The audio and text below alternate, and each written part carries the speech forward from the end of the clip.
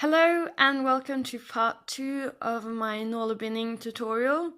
In part 1 I showed you how to begin Nålebinding and what yarn you'll need, which is 100% wool, and what kind of needle you'll need, just a big blunt one. The Oslo stitch is the simplest stitch in Nålebinding, and today I'm going to show you how to do some more advanced stitches. I'm going to show you some variations of the Finnish stitch. So we'll begin by taking a relatively short piece to start with and ripping it. I'm going to show you a different way to start this time than I did the last time. For this type of start, the knot start, you want to make an overhand knot, like this.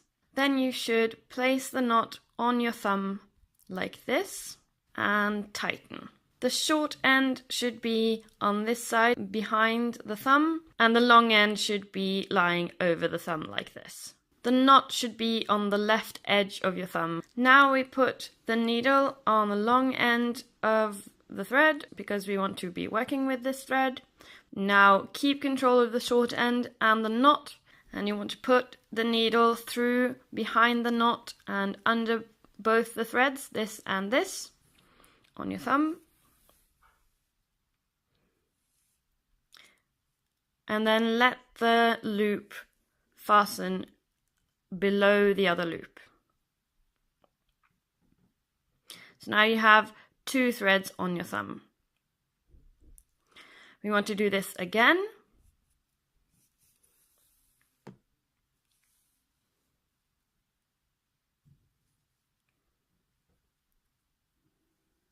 Now you have 3 loops on your thumb. 1, 2, 3. We want to let this one go behind the thumb. Now we want to pick up the loop behind the thumb, twist the needle, and push it under. And again, pick up the loop behind the thumb, push it through the others, and tighten. Always make sure that the new loop falls beneath the other 2 on the thumb. Then release the top one, and now we're ready to start. The Finnish stitches I'm going to teach you today always have 2 loops on the thumb, like this. The different variations of the Finnish stitch depends on how many loops you pick up behind the thumb, and also how you connect to the previous row, which I'll show you later. In the stitches I'm going to teach you today, you can pick up 2 or 3 loops behind the thumb, and I'll show you that now. For 2 loops, you pick up the one you just slipped up off your thumb and the one furthest behind the thumb. Those 2, and then you twist it and push it under. I'll show you again. You pull 1 loop off your thumb, then that's the first one you want, and then you want the furthest back on the thumb. This loop, and then those 2 we twist and we push through. To pick up 3 loops, you push the loop off your thumb, you pick up that one and then the 2 back ones, these 2, and then twist it and under. I'll show you again. You put 1 loop off your thumb, pick up that one, and then the 2 backmost ones on your thumb, and then under. Now I'm going to show you a blunt start, which basically means you're starting a spiral from what you've already made. You can see on the piece that you've made that there are these braids, like this. You want to count to the 3rd or 4th one backwards when you turn. So I'm going to choose this one. So we want to put our needle through this braid loop, then do the stitch. This one's a little bit harder, but you can do it. Now we've turned. So now we're going to continue down this row. Here, the other variation in Finnish stitch comes into play. This variation is about how many braid loops you use to connect to the previous row. The simplest one is to just use one new unused braid loop and do the stitch. I'm now doing 3 loops behind the thumb. The more advanced one is to use one new braid loop and then the one you used previously, and then do the stitch. Now I'll show you each of the variations of the Finnish stitch so you can see how the total stitch is done. You take one new braid loop, then you take the loop that you just took off your thumb, one loop from behind the thumb and through. When talking about it, these 2 loops are referred to as being from behind the thumb. The loop you just took off your thumb and one loop from an earlier stitch. Another variation is to take one new loop and then the one you used for the previous stitch. So you can see it's connected here. So one new, one old, and then 1, 2 from behind the thumb.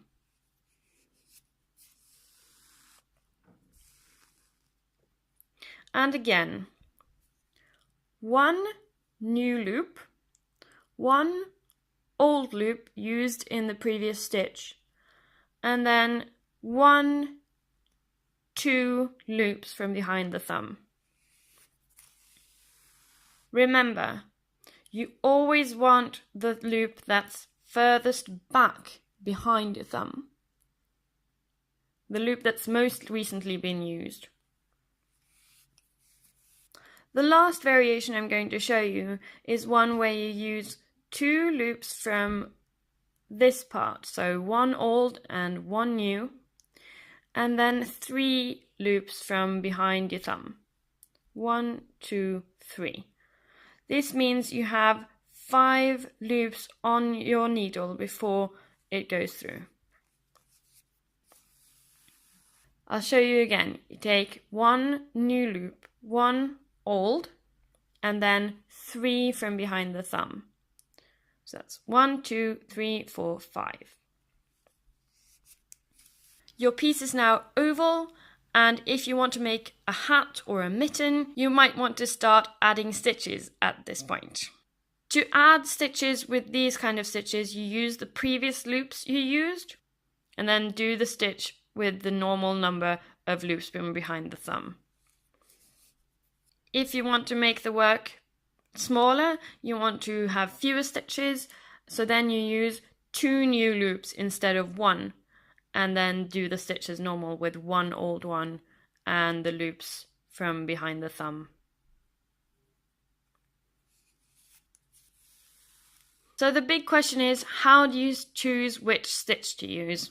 If you pick up more loops here, so one new and one old, you will get a tighter and stiffer piece of fabric. And if you pick up more loops behind the thumb, the fabric will also be a little bit stiffer, but it'll also be more tight and maybe wind tight. Picking up fewer loops here and behind is suitable if you have a thicker yarn. If you have a thinner yarn, you can pick up more loops in the front and more loops in the back, and you'll get a very tight fabric. It's important to remember what type of stitch you're using, because it looks weird when you change it up. Here's an example of this. This is the beginning of a mitten I've made, and for most of it, I pick up one old and one new loop each time I go through. But for this part, I only picked up one new loop. And yeah, it looks different, as you can see. It's also thinner, and you can see my fingers through it compared to this, which is much more firm and much thicker. So to remember what stitch you're using, you might want to use a cheat sheet, and you would need to know how to write those stitches down. I'll show you one method for that that I use, and there are several methods out there that you might find and use. The first variation that we talked about, we had 2 loops on our thumb. We picked up 2 loops behind the thumb, and we used one new braid loop. is for front, so we picked up the loop from the front of the work, and the 1 is for one loop. In the second variation, we had 2 loops on our thumb.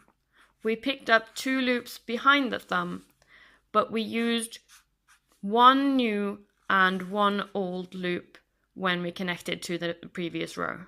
For the last variation, we had still 2 loops on our thumb, and then we picked up 3 loops behind the thumb, and we used 1 old and 1 new braid loop to connect to the previous row.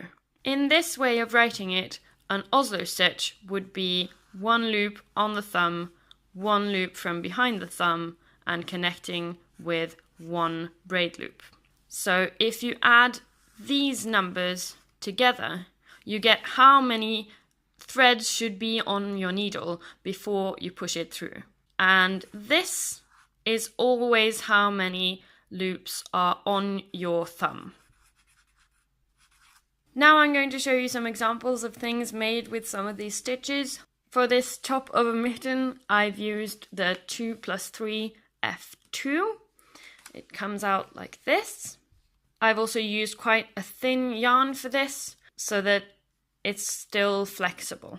For this hat that was supposed to be square but didn't end up square, I used the 2+2 F1 stitch. I also used quite a thick yarn, and it's relatively stiff but not unbearable. This is a mitten made with the Oslo stitch.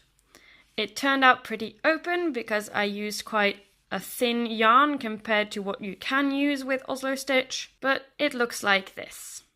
In this system, all of these are variations on Finnish stitches, but the Oslo stitch has gotten its own name. I hope this was a useful tutorial to you, and I'll see you next time. Ha det!